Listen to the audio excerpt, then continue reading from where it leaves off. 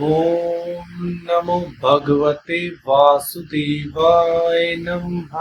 ओम नमो लक्ष्मी नारायण नमः। जय हो लक्ष्मी नारायण की। राधे राधे सभी भक्तजनों को। मैं आंसू उम्मीद करता हूँ सभी लोग बढ़िया होंगे। दोस्तों, ज्येष्ठ मास के कृष्ण पक्ष में जो एकादशी पड़ती है उसे अपरा एकादशी कहते हैं।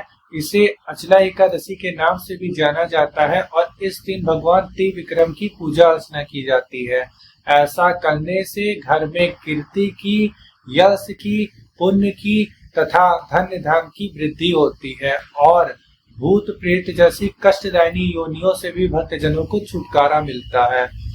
आज की इस वीडियो में मैं आप सभी भक्तजनों को बताने वाला हूँ इस एकादशी का व्रत इस साल किस दिन रखा जाएगा, किस समय इस व्रत का पारण किया जाएगा, क्या होगी पूजा अर्चना की विधि, क्या है इस व्रत का महत्व और एकादशी के व्रत के दिन कौन कौन से शुभ मुहूर्त पड़ रहे हैं जिस समय हम लोग पूजा अर्चना कर सकते हैं, उसकी जानकारी भी मैं आप सभी भक्तजनों को देने वाला हूँ।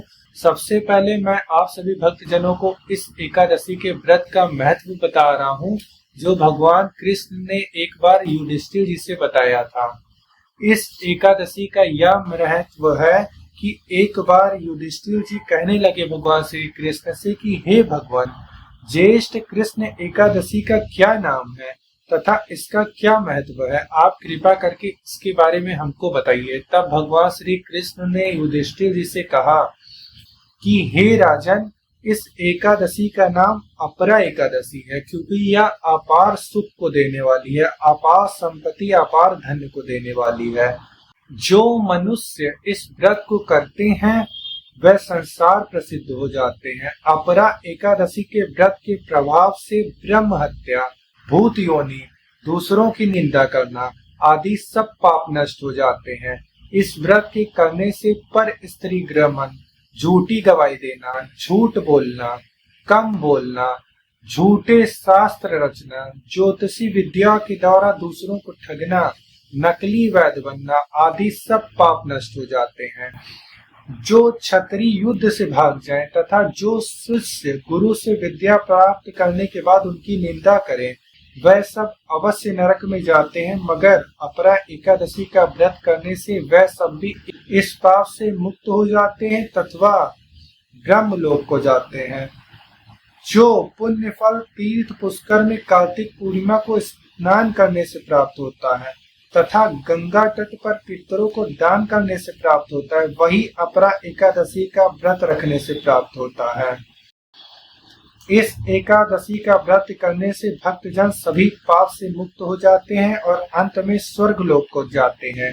माघ मास में जब सूर्य मकर राशि पर स्थित हो तो प्रयागराज के स्नान से, शिवरात्रि का व्रत करने से, बृहस्पति के सिंह राशि पर स्थित होने पर, गोदावरी नदी के स्नान से, कुंभ में केदारनाथ तथा बद्रिकाश्रम की यात्रा करने से, सूर्य ग्रहण में कुरुक्षेत्र के स्नान से, स्वर्ण तथा हाथी घोड़ा दान करने से, यज्ञ में स्वर्ण दान करने से अथवा अर्ध प्रसूता गौ दान करने से जो फल प्राप्त होता है वह या इस एकादशी का व्रत रखने से सभी भक्तजनों को प्राप्त होता है।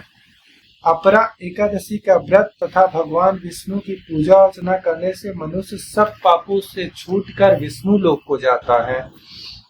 इस एकादशी की कथा लोक हित के लिए कही गई है। इसके पढ़ने अथवा सुनने से मनुष्य सब पापों से मुक्त हो जाता है। इस दिन ककड़ी का सागर लिया जाता है। ककड़ी आदि जैसे फल तथा अन्य फल, दूध व दही से बने पदार्थ, खोवा की मिठाई आदि ली जाती है। अब मैं आप सभी भक्तजनों को बताऊंगा कि इस बार इस एकादशी का व्रत किस दिन रखा जाएगा।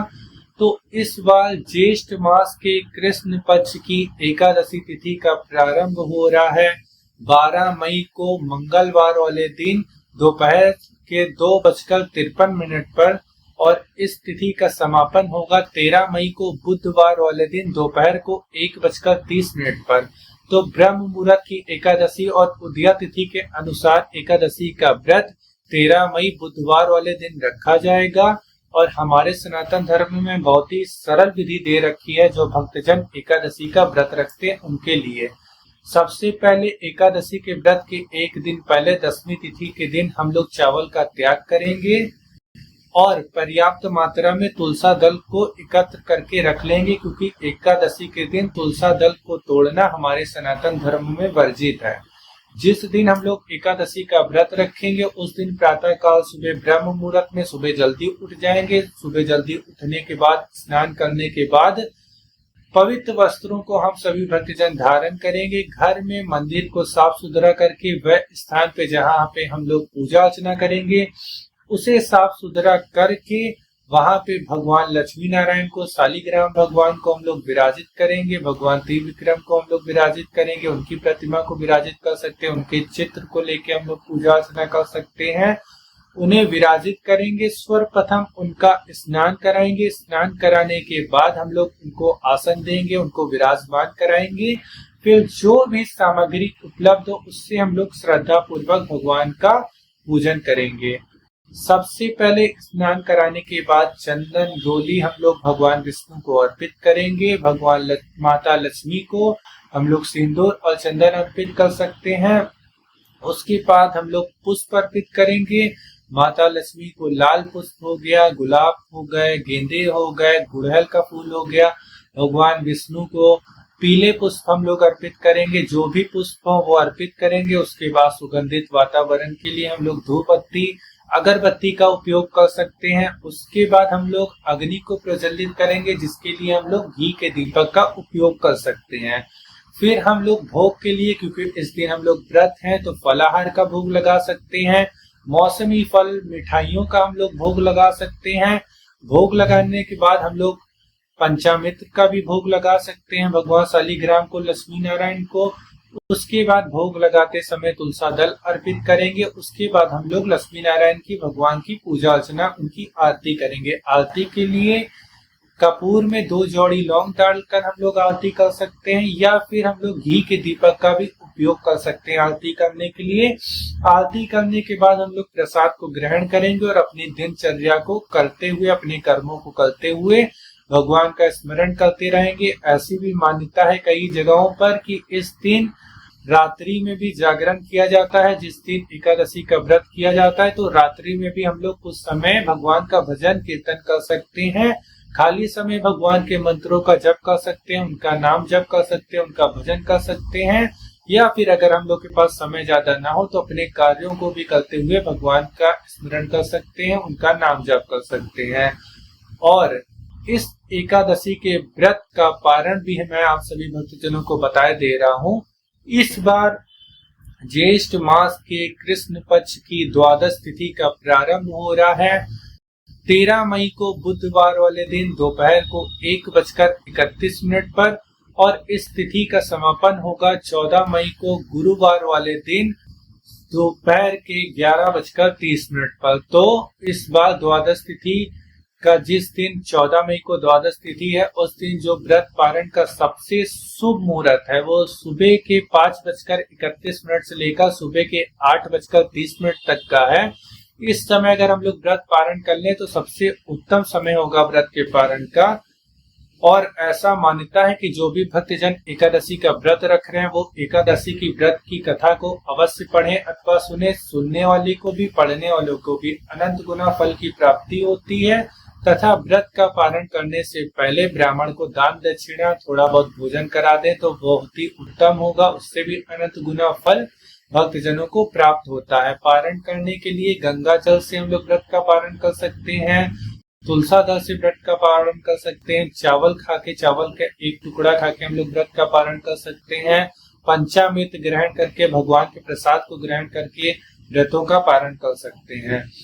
अब मैं आप सभी भक्तजनों को बताने वाला हूं कि जिस दिन यह एकादशी का व्रत रखा जाएगा उस दिन कौन कौन से शुभ मुहूर्त हैं जिस समय हम लोग पूजा अर्चना को कर सकते हैं।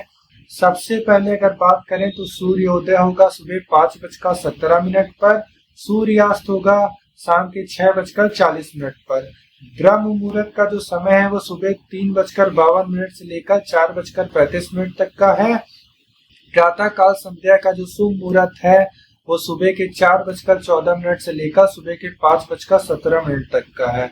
विजय मुहूर्त का जो शुभ समय है वो दोपहर के 2:12 से लेकर 3:06 तक का है।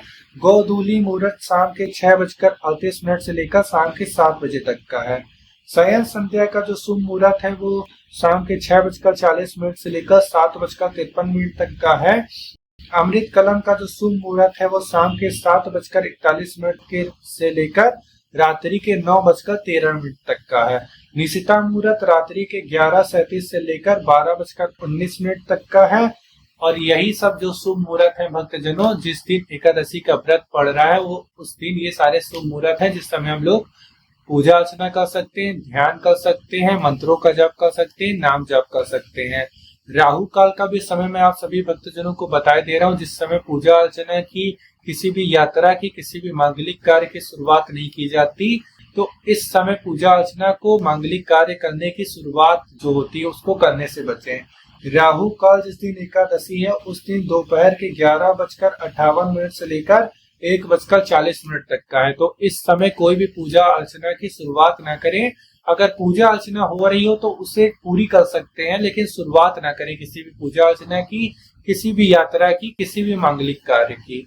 दोस्तों, ऐसी हमारे सनातन धर्म की मान्यता है कि अगर भक्त जनों ने भक्ति के साथ पूरी श्रद्धा प्रेम पूर्वक भगवान की पूजा अर्चना की है तो भगवान हमारी पूजा अर्चना को अवश्य स्वीकार करेंगे। उनकी कृपा सभी भक्त जनों के ऊपर अवश्य बनी रहेगी। यही जानकारी थी जो इस वीडियो के माध्यम से मेरे को आप सभी भक्त जनों को देनी थी। फिर मिलते हैं अगली वीडियो में किसी और जानकारी के साथ। आशा करते हैं आप सभी का हर दिन हर पल मंगलमय हो। लक्ष्मी नारायण की कृपा, सभी देवी देवताओं की कृपा सभी भक्त जनों के ऊपर सदैव बनी रहे।